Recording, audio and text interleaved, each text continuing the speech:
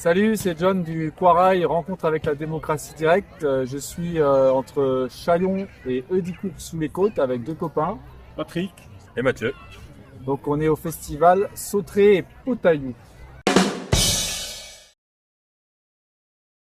Alors le Sauterets, c'est sa 8e édition. C'est un festival qu'on fait tous les derniers week-ends du mois de juin, qui rassemble à peu près 70 exposants. On a de l'animation pour les enfants et des concerts tout au long de la journée. On est une équipe de 80 bénévoles pour mettre en place cet événement.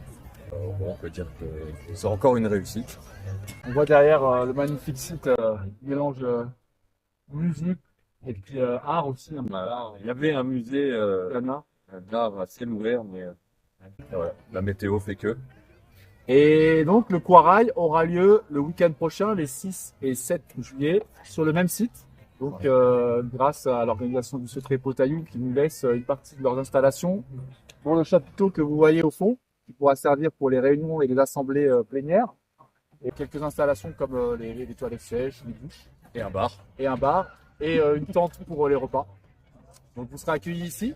Et là aujourd'hui, si on faisait cette interview, c'était pour vous parler un petit peu d'une autre facette de la démocratie qui est le fonctionnement en collectif.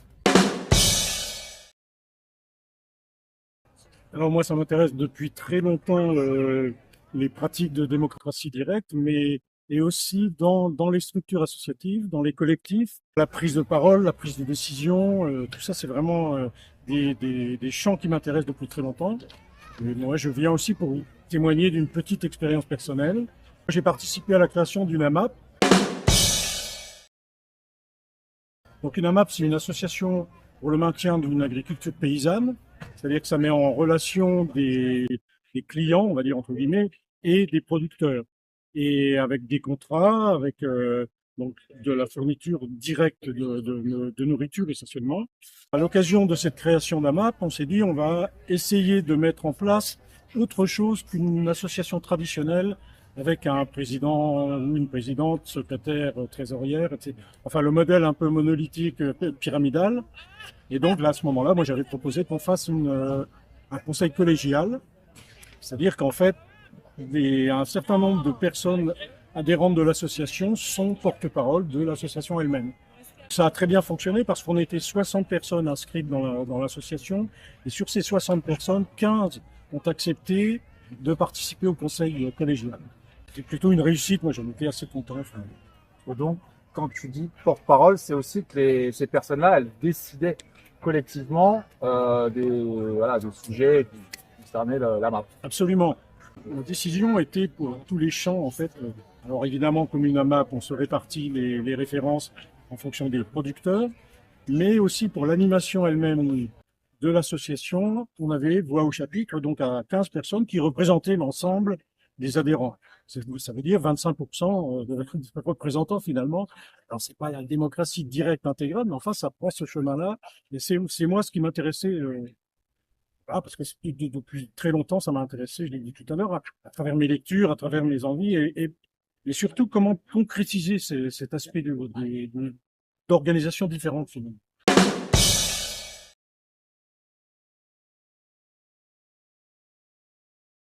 Absolument. On avait quand même fixé un nom parce que un quorum, on pensait que c'était compliqué d'être à 60 à prendre toutes les décisions. Et puis on s'aperçoit aussi très vite qu'il y a des gens qui n'ont pas envie de participer à la prise de décision, qui font confiance, qui délèguent. Et ça peut très bien fonctionner aussi, ça. Évidemment, il y avait des gens qui avaient déjà une expérience et qui avaient une expérience classique du fonctionnement associatif. Et donc, ça a été nouveau, en fait, cette possibilité pour tout le monde de dire j'ai voix au chapitre de la même façon que les autres personnes. Donc il y avait d'autres personnes qui, elles, n'avaient pas l'habitude forcément d'association. Finalement, on a découvert en cheminant ce qu'était le chemin. Très vite, les personnes qui avaient une vision un peu classique ont réussi à se débarrasser un peu des stéréotypes parce que c'est pas toujours facile, ça, c'est pas toujours évident. Donc c'est ce qui m'intéresse, c'est pour ça que je viendrai samedi pour voir aussi comment d'autres personnes vivent les choses et ce que d'autres personnes en pensent. C'est pour ça qu'il faut que vous veniez. On fabrique la bière, la Mandale. On a créé une association à la base pour fabriquer cette bière, donc la Brouette Coopérative, qui est aujourd'hui un café associatif. Et donc, on s'en est découlé aussi donc le Sauterelles le festival. On s'est vite rendu compte que pour organiser tout ça, il fallait gérer une équipe. On n'avait pas forcément les outils pour prendre les décisions, pour mettre en place les choses, pour que les gens prennent des responsabilités. Là, en découvrant la démocratie directe, ça répond à pas mal de besoins dans ces associations-là pour englober toutes les envies des bénévoles, prendre en considération chaque personne qui a envie de faire. Actuellement, c'est pas évident d'écouter tout le monde parce que c'est souvent les mêmes qui prennent nos décisions et ça freine certaines personnes du coup à vraiment s'engager associativement. On invite aussi le milieu associatif à découvrir la démocratie directe qui peut répondre, je pense, à ces problématiques-là.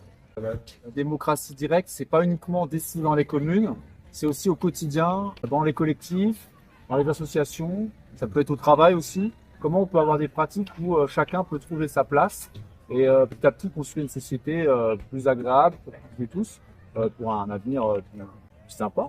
Si vous avez des expériences à partager comme Patrick ou Mathieu ou des questionnements sur la démocratie dans les communes, dans les collectifs, si vous vous interrogez simplement, n'hésitez pas à venir. L'entrée est à prix libre. On a prévu des ateliers participatifs, donc ce ne sera pas en mode conférence, ce sera vraiment à tous sur le même pied d'égalité.